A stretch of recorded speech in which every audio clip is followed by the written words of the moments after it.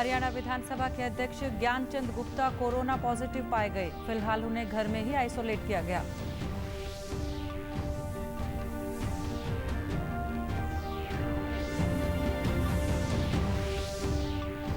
उप मुख्यमंत्री दुष्यंत चौटाला ने सिरसा जिले के बड़ागुड़ा गांव में बने बीडीपीओ कार्यालय भवन का किया उद्घाटन। कहा, आगामी विधानसभा सत्र में पेश होंगे महत्वपूर्ण बिल।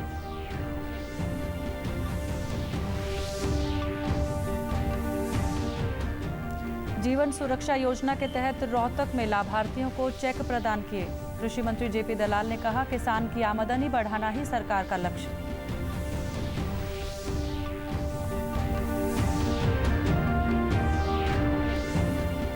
और राष्ट्र निर्माण में योगदान करने वाले पूर्व वित्त मंत्री अरुण जेटली की पहली पुण्यतिथि पर देश कर रहा है उनका स्मरण। नमस्कार, मैं मंजू सिंधु और अब खबरें विस्तार से। देश में कोविड-19 मरीजों के स्वस्थ होने की दर बेहतर होकर 75.27% हो गई है। पिछले 24 घंटों में 57,469 मरीज स्वस्थ हुए।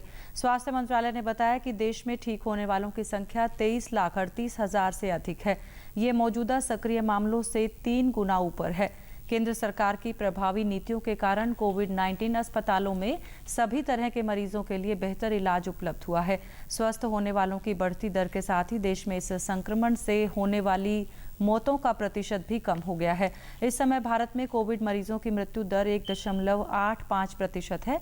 भारतीय चिकित्सा अनुसंधान परिषद के अनुसार पिछले 24 घंटों में कोरोना संक्रमण के 6 लाख से अधिक टेस्ट किए गए। अब तक देश में 3,59,00,000 से अधिक टेस्ट किए जा चुके हैं। जांच के लिए राष्ट्रीय स्तर पर प्रयोगशालाओं की क्षमता भी बढ़ाई गई है। इस समय कुल 1,520 प्रयोगशालाओं के माध्यम से कोविड-19 नमूनों की जांच की जा रही है, जिनमें से 984 सरकारी और 536 निजी प्रयोगशालाएं हैं। हरियाणा विधानसभा के अध्यक्ष ज्ञानचंद गुप्ता कोरोना पॉजिटिव पाए गए हैं। कुछ दिन पहले स्वास्थ्य विभाग द्वारा हरियाणा विधानसभा के 361 सदस्यों के सैंपल लिए गए थे। पंचकुला के मुख्य चिकित्सा अधिकारी डॉक्टर जसजीत कौर ने बताया कि विधानसभा अध्यक्ष ज्ञानचंद गुप्ता की कोरोना रिपोर्ट पॉजिटिव आई है और अभी उनकी तबीयत ठीक है।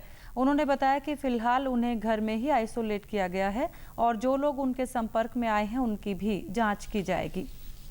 बुलेटिन के बाद कुछ पॉजिटिव आए थे, जिसमें हमने कुछ जो हमारे ऑफिसर्स और उनके भी सैंपल लिए थे विधानसभा के पर्पज से, तो उसमें हमारे पॉजिटिविटी में स्पीकर विधानसभा का भी पॉजिटिव आया है सैंपल। तो उनको आइसोलेशन में है वो इस समय, और वैसे ठीक है, स्टेबल है, सेहत ठीक है, कोई ज़्यादा सिम्टम्स नहीं है, पर कोविड पॉजिटिव। 61 सैंपल्स जो विधानसभा स्टाफ के लिए थे, तो उसमें 6 लोग पॉजिटिव आए थे और उनको आइसोलेट किया जाएगा। बाकी सारे विधानसभा में अभी घर पे ही है, घर पे बाकी उनकी कंडीशन देखी जा रही है डॉक्टर्स, और अभी के लिए उनको ज़रूरत नहीं लग रही है हॉस्पिटल की, पर बाकी जैसे ही डॉक्टर डिसाइड करेंगे उसके हिसाब से उनके तो फैमिली के जो कॉन्टैक्ट्स थे उनके सैंपल्स तो ले लिए गए हैं। बाकी अभी लिस्ट बनाई जाएगी उनके कि कौन कौन से लोग मिले हैं, उसके हिसाब से कॉन्टैक्ट ट्रेसिंग की। उप मुख्यमंत्री दुष्यंत चौटाला ने आज सिरसा जिले के बड़ागुड़ा गांव में नवनिर्मित बीडीपीओ कार्यालय भवन का उद्घाटन किया। साथ ही उन्होंने कालांवाली में नगरपालिका द्वारा बनाई गई विभिन्न सड़कों का उद्घाटन किया और कम्युनिटी सेंटर की आधारशिला भी रखी। पत्रकारों से बातचीत में उन्होंने बताया कि बड़ागुड़ा में बनाए गए आधुनिक खंड कार्यालय भवन से ग्रामीणों को विशेष लाभ मिलेगा।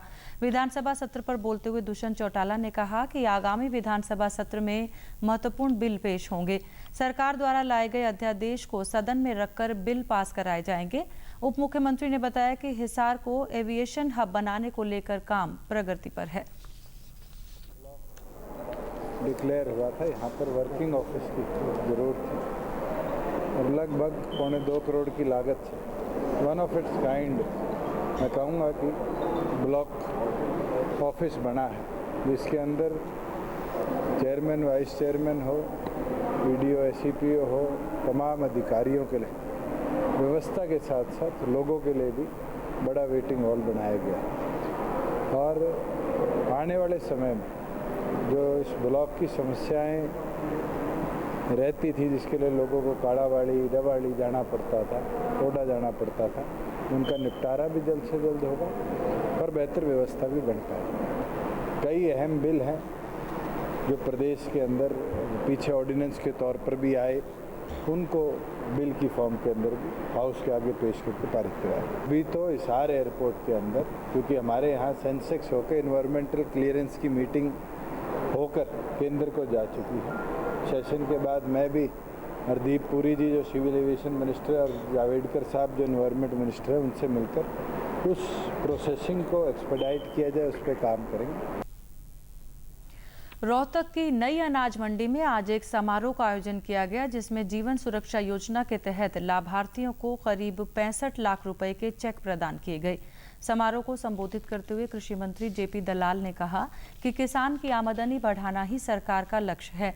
उन्होंने किसानों को परंपरागत खेती छोड़कर बागवानी फसलों और मछली पालन अपनाने पर जोर दिया। कृषि मंत्री ने केंद्र सरकार द्वारा किसानों के हित में उठाए गए कदमों की तारीफ की।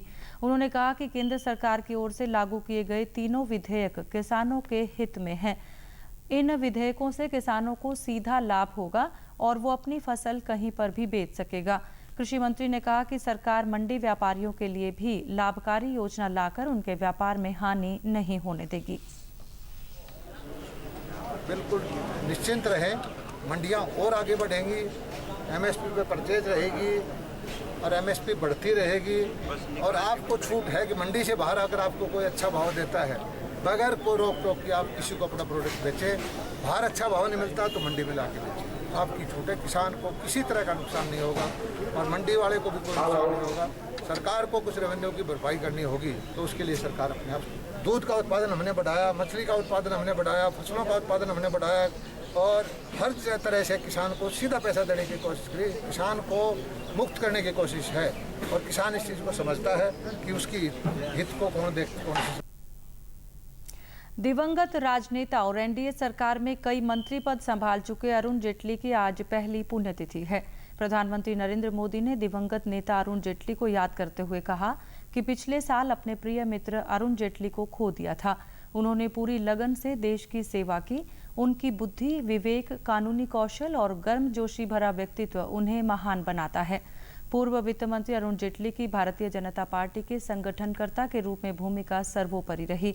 प्रधानमंत्री नरेंद्र मोदी की कैबिनेट में रक्षा, वित्त, कारपोरेट, सूचना और प्रसारण मंत्रालय का जिम्मा संभालने वाले अरुण जेटली सियासत के एक मंझे हुए राजनीतिज्ञ थे, जो हमेशा संकट मोचक के रूप में याद किए जाएंगे। प्रधानमंत्री ने पिछले साल उनकी याद में आयोजित प्रार्थना सभा का वीडियो भी साझा किया। और वे अपनी प्रतिभा के कारण, अपने पुरुषार्थ के कारण, अपने प्रभाव के कारण जिसको भी जहां पर भी उपयोगी हो सकते थे, वे हमेशा उपयोगी होते थे। और अभी भी अनेक महानुभावों ने जिस प्रकार से अपनी स्मृतियों को यहां ताजा किया है, इस सबसे हम अनुभव कर सकते हैं कि ये व्यक्तित्व कितना विशाल था। केंद्रीय गृह मंत्री अमित शाह ने उन्हें याद करते हुए ट्वीट संदेश में लिखा कि अरुण जेटली जी को याद करते हुए एक उत्कृष्ट राजनीतिज्ञ, कुशल वक्ता और एक महान इंसान, जिनका भारतीय राजनीति में कोई सानी नहीं था। वे बहुआयामी और एक बेहतरीन दोस्त थे। उन्हें उनकी महानता, परिवर्तनकारी दृष्टि और देशभक्ति के लिए याद किया जाएगा। वहीं केंद्रीय सूचना एवं प्रसारण मंत्री प्रकाश जावड़ेकर ने भी ट्वीट कर उन्हें भावभीनी श्रद्धांजलि दी। प्रदेश से जुड़ी खबरों को विस्तार से जानने के लिए आप हमारे साथ फेसबुक, ट्विटर और यूट्यूब के माध्यम से भी जुड़ सकते हैं। हमसे जुड़ने के लिए आप हमारे सोशल मीडिया हैंडल को फॉलो कर सकते हैं। कैथल जिला भाजपा के नवनियुक्त अध्यक्ष अशोक गुर्जर ने आज अपना कार्यभार संभाल लिया। इस अवसर पर महिला एवं बाल विकास राज्य मंत्री कमलेश ढांडा और अन्य भाजपा नेताओं ने उनका स्वागत किया। नवनियुक्त जिला अध्यक्ष ने कहा कि पार्टी संगठन को मजबूत बनाने के लिए वे पूरी निष्ठा और ईमानदारी से काम करेंगे। महिला एवं बाल विकास राज्य मंत्री कमलेश ढांडा ने कहा कि अशोक गुर्जर को दोबारा भाजपा का जिला अध्यक्ष बनाए जाने से पार्टी संगठन को काफी मजबूती मिलेगी।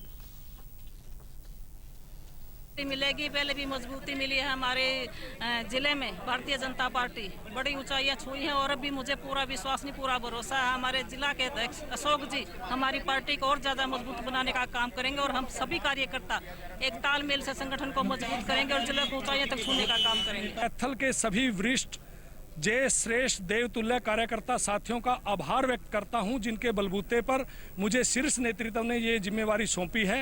मैं शीर्ष नेतृत्व का बहुत बहुत आभार व्यक्त करता हूं, धन्यवाद करता हूं। भारतीय जनता पार्टी का ग्राफ कैथल जिले के अंदर बहुत आगे बढ़ा है और जो कोई कमियां पिछले कार्यकाल में रही हैं, सभी से विचार विमर्श करके तालमेल करके शीर्ष नेताओं से, जिले के शीर्ष नेताओं से मिलकर के जो उनके अच्छे सुझाव आएंगे उनको लेकर के भारतीय जनता पार्टी को बहुत आगे बढ़ाने का काम निरंतर गतिशील और गतिमान रहेगा। कोरोना महामारी के चलते विद्यार्थियों की पढ़ाई पर बुरा प्रभाव पड़ रहा है। इसी को लेकर नूंह के जिला शिक्षा अधिकारी अनूप जाखड़ ने शिक्षा जगत से जुड़े कुछ अध्यापकों को साथ लेकर मोहल्ला पाठशाला के नाम से एक योजना तैयार की है। इसमें गांव के शिक्षित युवक युवतियां अपने ही गांव में छोटे बच्चों को शिक्षा दूत के रूप में निःशुल्क शिक्षा देने का काम कर रहे हैं। शिक्षा देते समय कोविड-19 के नियमों का पालन किया जा रहा है। जिला शिक्षा अधिकारी अनूप जाखड़ ने बताया कि जिले के 125 गांव में 230 मोहल्ला पाठशाला चलाई जा रही हैं। इनमें 246 शिक्षा दूत निःशुल्क शिक्षा दे रहे हैं। उन्होंने कहा कि जल्द ही अन्य गांव में भी मोहल्ला पाठशाला लगाई जाएंगी। 125 गांव में 230 मोहल्ला पाठशाला है। 125 गांव मेरे कवर हो चुके हैं मोहल्ला पाठशाला में और इन 230 में से आपको मेरे 246 जो है शिक्षा दूत हैं। 246 शिक्षा दूत में से 130 मेरी गर्ल्स शिक्षा दूत हैं। जो लड़कियां हैं वो लड़की पढ़ा रही हैं वहाँ पर। मोहल्ला पाठशाला अध्यापकों, अभिभावकों और विद्यार्थियों को खूब रास आ रही हैं। एक समय में महज 15 बच्चों को ही कक्षा में शामिल किया जाता है। एक शिक्षा दूत 3-3 सत्र दिन भर में लगा रहा है ताकि गांव का एक भी बच्चा शिक्षा से वंचित ना रहे। विपरीत असर तो पढ़ाई है लड़के और लड़कियों दोनों पर, खासकर लड़कियों पर ज़्यादा, क्योंकि मेवात में एक बात ये भी है कि लड़कियों के पास अपना व्यक्तिगत स्मार्टफोन नहीं है, तो उनके साथ ऑनलाइन में जुड़ने में तकलीफ हो रही है। दूसरा, माता पिता के पास अगर है भी तो वो सारा दिन उस मोबाइल फ़ोन को अपने साथ रखते हैं। तकरीबन 6 मोहल्ला पाठशालाओं का उद्घाटन करके आ रहे हैं। हम लोग कोशिश कर रहे हैं कि जो कोरोना काल में शिक्षा से बच्चे दूर हैं, गांव में बच्चे इधर उधर घूम रहे हैं, वो शिक्षा से जुड़ जाएं और शिक्षा का माहौल बना रहे। मुझे यहाँ पर बहुत अच्छा लगता है। मोहल्ला पाठशाला में हम यहाँ पर पढ़ते हैं क्योंकि कोविड-19 से हमारे स्कूल बंद हुए पड़े हैं, इसलिए हम यहाँ पर मोहल्ला पाठशाला में आकर पढ़ते हैं और हमें यहाँ पर बहुत अच्छा लगता है। उपराष्ट्रपति एम वेंकैया नायडू ने महिला सशक्तिकरण के लिए राष्ट्रीय आंदोलन चलाने का आह्वान किया है। उन्होंने कहा कि सबको ये सुनिश्चित करना चाहिए कि कोई भी बालिका स्कूल जाने से वंचित न रहे। उन्होंने कहा कि बेटी बचाओ बेटी पढ़ाओ योजना का निस्संदेह सकारात्मक प्रभाव पड़ा है। समाज की मानसिकता बदलने के लिए और बहुत कुछ किए जाने की जरूरत है। उपराष्ट्रपति ने फेसबुक पर मतभेद समाप्त करो, महिलाओं का सशक्तिकरण करो शीर्षक से एक पोस्ट में कहा है कि देश की लगभग 50% आबादी को राजनीति सहित सभी क्षेत्रों में समान अवसर दिए बिना प्रगति नहीं की जा सकती। उन्होंने सभी राजनीतिक दलों से आग्रह किया कि वे संसद और विधानसभा में महिलाओं को पर्याप्त आरक्षण देने के बहुप्रतीक्षित प्रस्ताव पर जल्द सहमति बनाएं। उपराष्ट्रपति ने महिलाओं की आर्थिक स्वतंत्रता के लिए संपत्ति में समान अधिकार देने की आवश्यकता पर भी जोर दिया।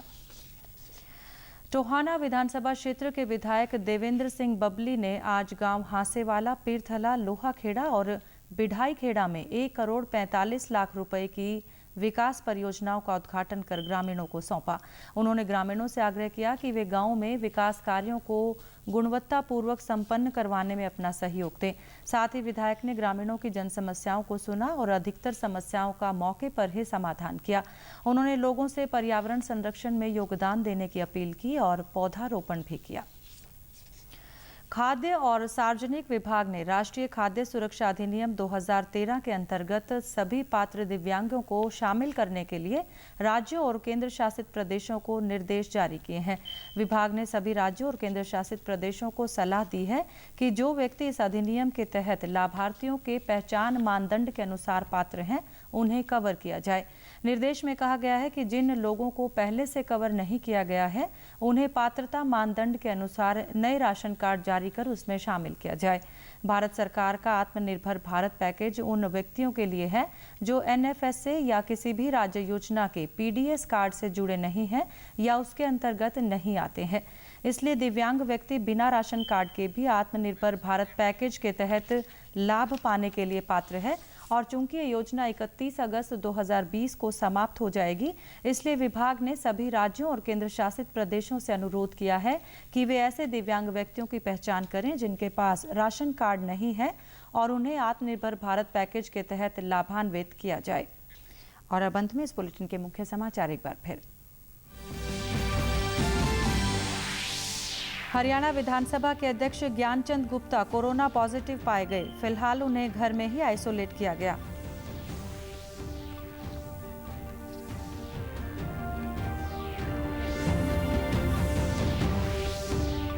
उप मुख्यमंत्री दुष्यंत चौटाला ने सिरसा जिले के बड़ागुड़ा गांव में बने BDPO कार्यालय भवन का किया उद्घाटन। कहा, आगामी विधानसभा सत्र में पेश होंगे महत्वपूर्ण बिल।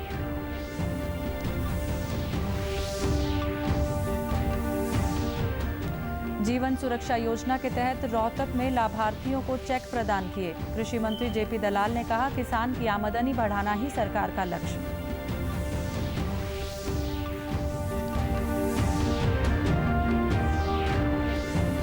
और राष्ट्र निर्माण में योगदान करने वाले पूर्व वित्त मंत्री अरुण जेटली की पहली पुण्यतिथि पर देश कर रहा है उनका स्मरण। समाचारों में आज के लिए इतना ही। नमस्कार।